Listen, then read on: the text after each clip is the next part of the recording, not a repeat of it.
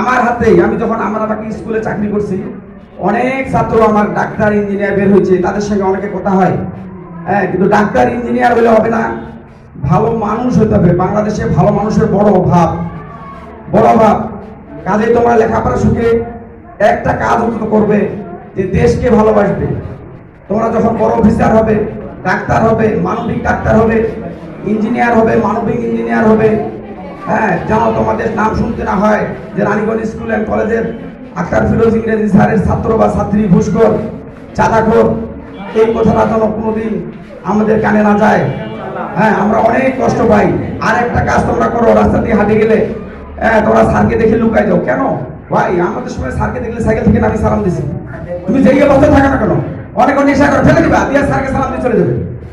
কেন করো তোমরা এই কাজটা? যেখানে দেখা হলে স্যারদেরকে সালাম দেবে, যেটা আমাদের কাছে খুব দৃষ্টিকটু, খুব খারাপ লাগে। আমি মনে করি, আমাকেও বাজারে দেখা হলে কথা বলে না, আমি দেখে এই জিনিসটা করবে না। আর যে এখন যে নেশা শুরু হয়েছে, এগুলা থেকে তোমরা দূরে থাকবে। হ্যাঁ, এই নেশা হলো এমন একটা জিনিস, একটা ছেলেকে, একটা মেয়েকে, একটা মানুষকে ধ্বংস করার জন্য একটা নেশাই যথেষ্ট। এবং এই নেশাটা শুরু হয় বিড়ি সিগারেট দিয়ে, তারপর সেটা চলে যায় অন্যদিকে। কাজে তোমরা এই জিনিসটা দেখবে।